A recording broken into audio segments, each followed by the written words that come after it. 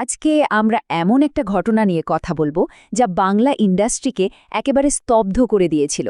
একজন অত্যন্ত প্রিয় অভিনেতার হঠাৎ করে চলে যাওয়া।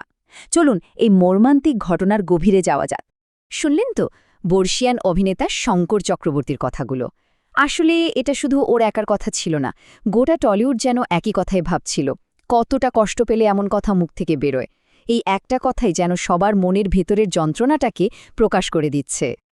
তো চলুন প্রথমে মূল ঘটনাটা জেনে নিই, যেটার জন্যই আজকের এই আলোচনা। দিনটা ছিল ২৯শে মার্চ ২০২৬, একটা সাধারণ শুটিংয়ের দিন। কিন্তু কে জানত সেটাই একটা ভয়ঙ্কর ট্র্যাজেডিতে বদলে যাবে। খবরটা যখন আগুনের মতো ছড়িয়ে পড়ল, সত্যি বলছি কেউ বিশ্বাসই করতে পারছিল না। সবাই হতবাক। মাত্র ৪৩ বছর বয়স হয়েছিল তার। ভাবা যায়, একটা উজ্জ্বল কেরিয়ার, কত কাজ করা বাকি ছিল, সবকিছু যেন এক মুহূর্তে থেমে গেল। এই সংখ্যাটা ৪৩ শুনলে কেমন যেন ভেতরটা মোচড় দিয়ে ওঠে। এখন প্রশ্ন হল, ঠিক কি ঘটেছিল সেদিন? শেষ কয়েকটা ঘণ্টায় ঘটনাটা কোন দিকে মোড় নিল? চলুন একটু বিস্তারিতভাবে দেখি।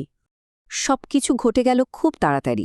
শুটিং তো শেষ হয়ে গিয়েছিল, সবাই মিলে একটু রিল্যাক্স করতে, একটু হাঁটতে গিয়েছিল বিছে। আর তখনই সমুদ্রে নামার পরই একটা বিশাল ঢেউ এসে ভাসিয়ে নিয়ে যায় তাকে। ইউনিটের সবাই, টেকনিশিয়ানরা সবাই মিলে ঝাঁপিয়ে পড়েছিল, কিন্তু শেষ রক্ষার করা গেল না। প্রযোজক লীনা গঙ্গোপাধ্যায়ের এই কথাটা কিন্তু খুব গুরুত্বপূর্ণ। উনি যা বললেন তাতে পরিষ্কার যে চিত্রনাট্যে এমন কোনো দৃশ্যই ছিল না, এটা শুটিংয়ের অংশই ছিল না। আর যেটা আরও দুঃখের, অনেকেই নাকি বারণ করেছিল তাকে জলে নামতে, কিন্তু তিনি শোনেননি। একটা মর্মান্তক দুর্ঘটনা, যেটা হয়তো এড়ানো যেত। এই দুঃখজনক ঘটনাটা তো আমরা জানলাম, কিন্তু এর বাইরেও তো একটা পরিচয় আছে, তাই না? শিল্পী হিসেবে রাহুল অরুণোদয় বন্দ্যোপাধ্যায় ঠিক কেমন ছিলেন, কি রেখে গেলেন আমাদের জন্যে? চলুন এবার সেদিকে একটু ফিরে তাকাই। ওর প্রতিভা কিন্তু শুধু একটা দিকে সীমাবদ্ধ ছিল না, ২ দশকেরও বেশি লম্বা ক্যারিয়ার। ২০০৮-এর সেই ব্লকবাস্টার চিরদিনই তুমি যে আমারের পর তো উনি রীতিমতো তারকা, কিন্তু সেখানেই থেমে যাননি। Cinema, TV serial, web series, এমনকি থিয়েটার, সব জায়গার সমান সাবলীল ছিলেন। আর শুধু অভিনয় না, উনি একজন দারুণ লেখকও ছিলেন। ওর পডকাস্ট সহজ কথা শুনেছেন? কি সহজভাবে কঠিন কথাগুলো বলতেন। এরকম একটা খবর পাওয়ার পর স্বাভাবিকভাবেই গোটা ইন্ডাস্ট্রি ভেঙে পড়েছিল। সহকর্মী, বন্ধুরা কে কি বলেছিলেন, চলুন সেই শোকের মুহূর্তগুলো একটু দেখি।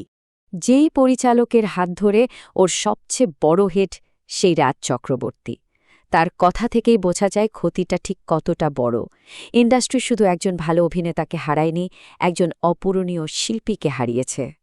সহ অভিনেত্রী সন্দীপ্তা সেনের কথাগুলো শুনুন, কি সুন্দর করে গুছিয়ে বলেছেন। একদিকে সিনেমা, অন্যদিকে সিরিয়াল, থিয়েটার, আবার লেখালেখি, সবকিছু এত নিখুঁতভাবে সামলাতেন। তার কাজের প্রতি এই নিষ্ঠাটা সত্যি অবাক করার মতো ছিল। আর রুদ্রনীল ঘোষ যা বললেন, সেটা শুনলে বোঝা যায় সম্পর্কটা কতটা গভীর ছিল। এটা আর পেশাগত সম্পর্ক নেই, একেবারে ভাইয়ের মতো, কাছের মানুষের মতো। এই কঠিন সত্যিটা মেনে নেওয়া যে কি ভীষণ কষ্টের।